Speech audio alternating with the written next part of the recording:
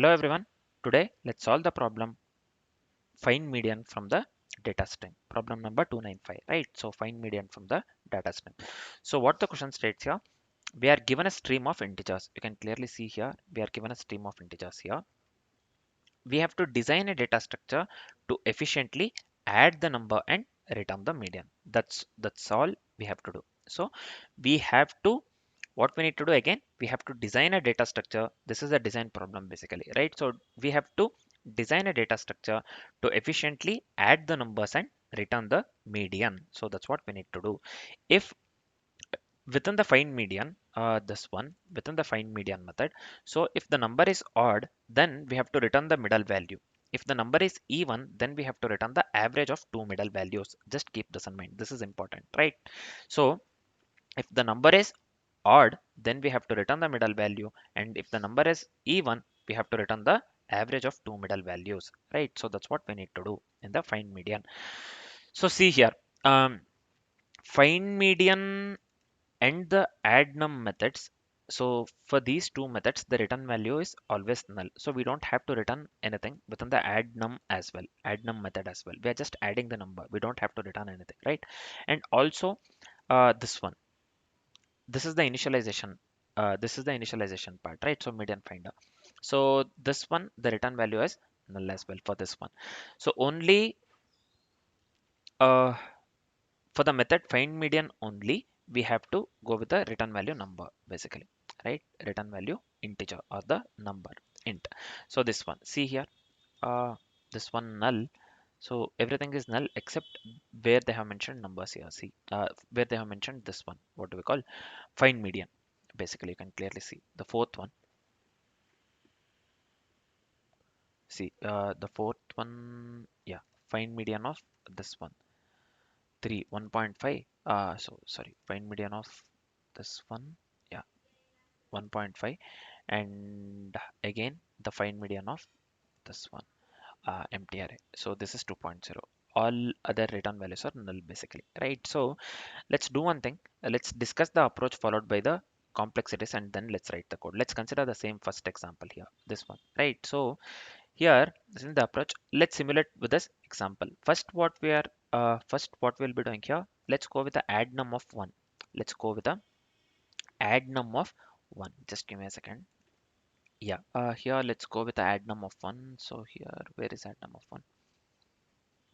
Yeah. This first, let's go with the median finder of this one, man. So this is the initialization part. So this will be null. Next, let's go with the add num of one. So we are adding the we are going with a add num of one. So before going with this particular example, so let me tell you one thing. So we will be going with a max heap and the minimum heap. So we will be going with the max heap and the minimum heap. So nothing but max priority queue and the minimum priority queue. So we'll not be going with a custom heap basically.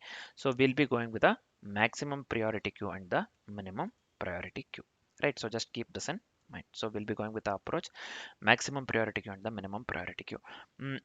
Now the first step what we need to do here, basically we have to go with the max heap of 1 and min heap. So yeah, we have to add the number, right? So we are adding the number to max heap. So max heap, so let me consider like this: max heap, minimum heap, right? So max heap consists of the value 1 and minimum heap consists of nothing. So we are just adding the element 1 to the max heap, right? So this is fine. So within the add number, and again the return value will be null. So next, let's go with the add num again. Add num of 2. Add num of 2. So here what we will do, we will be adding the number, this one, the value 2 basically to the max heap. So now the minimum heap consists of 2, right? So the minimum heap consists of the 2, max heap and minimum heap. This is basically, now the minimum heap consists of the value 2. Next what we have to do, we have to find the median, right? So we have to find the median. So we have the value 1 within the max heap and 2 within the min heap, right? So 2 within the min heap. So to calculate the median, we will be going with a max heap plus min heap by 2.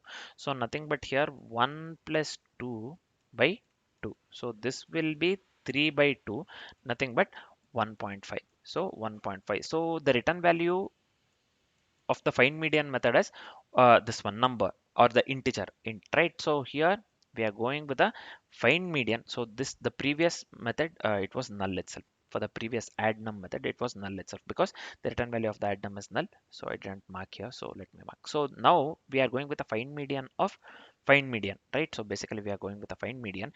Mm, it consists of the heap consists of 1 plus 2, basically 1 and 2. This will be 1 plus 2 by 2, it will be 1.5. We need to return the value 1.5. Next, let's go with the add num here.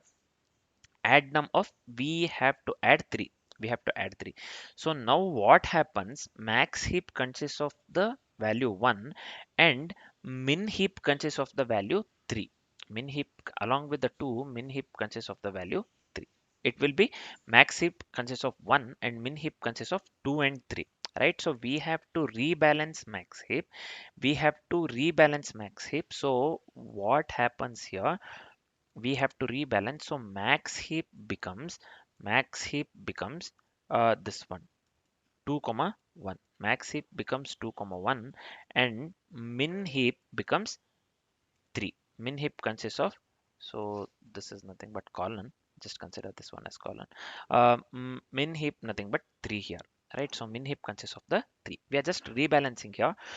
So we have to we are going with the add num of 3, the value 3, right? So here we will be adding the 3 to the min heap.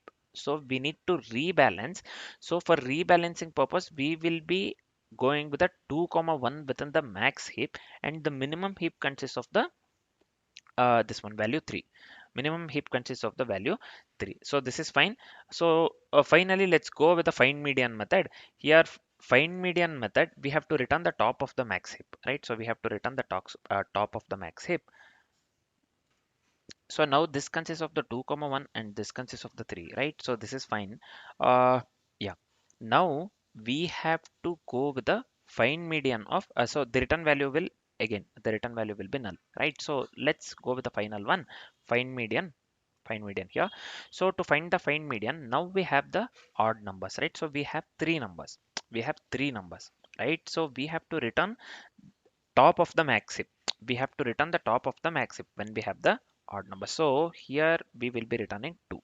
We'll be returning 2. So the output that we got here is 2 for the final one. So the top of the max heap consists of the this one 2. So this one we will be returning.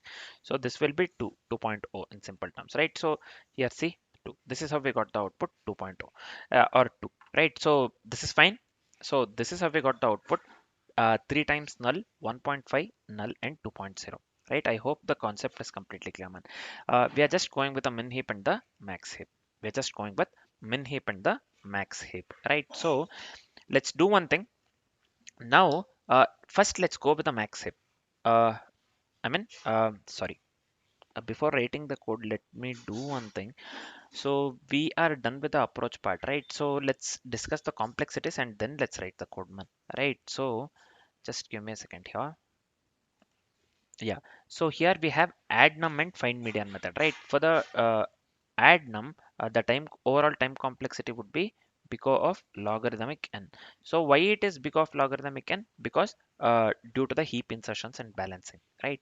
So we are inserting the numbers uh, via this one heap in the heap. So within the add num method, we'll be making use of the heap or the priority queue, right? So overall time complexity would be because of logarithmic n due to the heap insertions and balancing.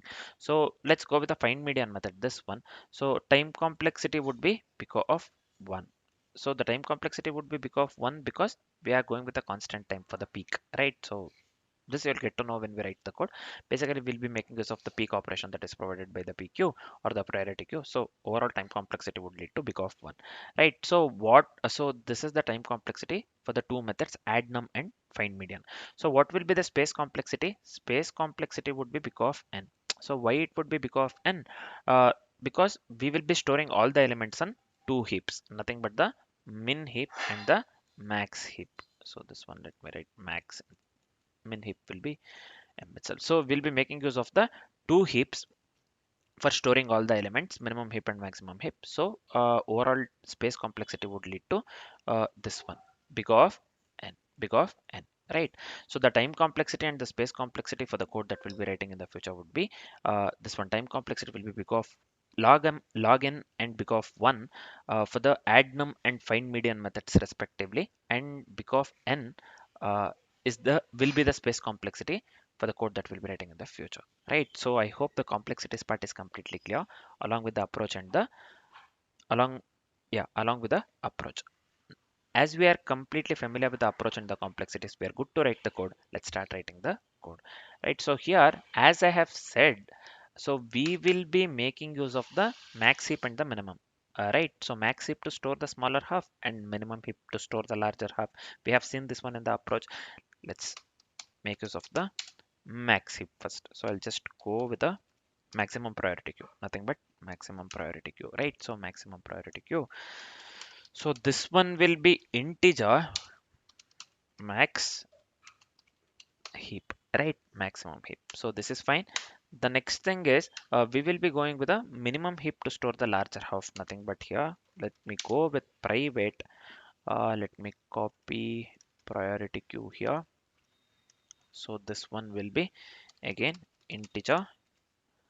Instead of max heap, I'll just give min heap. So we are done with the max and min heap. So next, let's go with the initialization part here. So I'll just go with the max heap. We have to create the instance, right? So I'll just go with the priority queue here. This is fine. Let me go with collections here. Uh, this one usually minimum heap. Usually when we create the instance of the priority queue, it will be minimum heap. For the maximum heap, we have to go with the it. We are making use of it from the collections. So Leetcode provides the this one collections. We don't have to import this one, right? Java.collections dot this thing. We don't have to import it, right? So I'll just go with the collections dot reverse order. So this is fine. So next, let me go with min heap. You can just give your new priority queue. That's more than enough. This is fine for the min heap. This is fine. We have successfully initialized this one max heap and minimum heap. And with we were successful in creating the instances, right? So this is fine. Instances of the priority queue. Next, what shall we do? Let's move on with the add num method. So we have to add to the max heap first. So accordingly with the approach, if you remember, we are adding the element to the max heap first, right? So I'll be making use of the offer operation that is provided by the priority queue. So I'll just go with the num. So this is fine. Simple. Next step is we have to ensure all the elements in the max heap, that is less than or equal to elements in the min heap. So this I can articulate in the form of code in this way. I'll just go with the min heap dot offer here. So this one will be max heap dot I'll just go with the poll operation. This is fine. Finally, what we need to do, let's go with the balance. Nothing but max heap can have equal or one more element than min heap. Let's write the simple if condition for it. So let me leave the space. So this looks good, man. This looks clean. So this will be min heap dot size if it is greater than max heap dot size.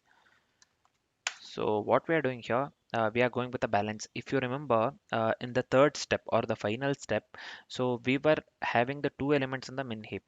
For the balance, we moved the number 2 and 1. Basically, it consisted of only one. Max heap consisted of only one initially, right? So for rebalancing, so we moved the 2 to this one. What do we call max heap, right? So that balance step we are articulating in the form of code. So now how can I write this one? For balancing, what we have to do, max heap can have equal or one more element than min heap, right? So minimum heap consisted of two elements. So it can have one more element. Max heap can consist of one more element or one element more than the this one minimum heap. So we moved the two from minimum heap to maximum heap. So it was already having one. We had two and one. We had 2 and 1 after this one moving the element 2 from the min heap to the max heap. right? So that's what the same thing we are articulating in the form of code. So I'll just give here max heap. So this will be offer.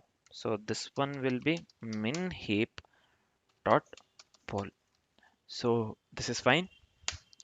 Let me come out of this one entirely. So now we are left with only one method, nothing but find median. So let me come inside the find median here. So within the find median method, if even number of elements, if we have the even number of elements, then we have to go with the average of the roots, right? So I'll just go with if condition here.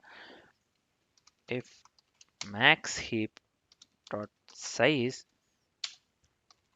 equals min heap dot size, uh, this is fine. Then let me return one thing. Max heap dot peak. So this is fine. Plus min heap dot peak. Yep, this is fine, man. Right. Two. If it is odd, then we have to go with the average of the roots, right? So, sorry. Then we have to go with the. Uh, if it is odd, then we have to go with the middle value. If it is even, then we have to go with the average of two middle values, right? So now we have written for the even.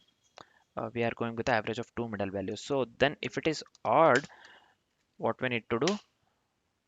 Else I don't have to write else, right? I can just return this one directly, I think, in my opinion. So if it is odd, then we just have to um, go with the root of the max heap, nothing but the top of the max heap, right? So mm, I'll just go with return max heap dot peak. In our example, we were having the odd elements, means we were having three elements, right? So what were those three elements? 1, 2, and 3. So in the max heap we were having 2 and 1, and in the min heap we had 3, right? So that was odd basically. If odd, so we moved the value 2 to the max heap and finally returned the top element that was present in the max heap. The top element, the element that was present at the top of the maximum heap was, or maximum priority queue was 2 in our case. We returned 2, right? If you remember this one I'm speaking of. So that's what we need to do. Max heap dot peak here. If odd, then we have to go with the root of the max heap. Then we have to return the root of the max heap. We are done with the coding part. We are done with the coding part. Let me format the code once and let me hit the run button. So let's wait for some time, man.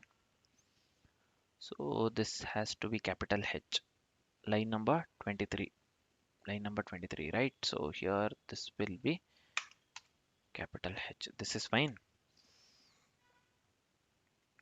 Mm, again we are again we are going with a small h here, right? So let me go with a capital H. So let me run the code. So here you can clearly see the sample test case is getting passed, right? So let me hit the submit button here.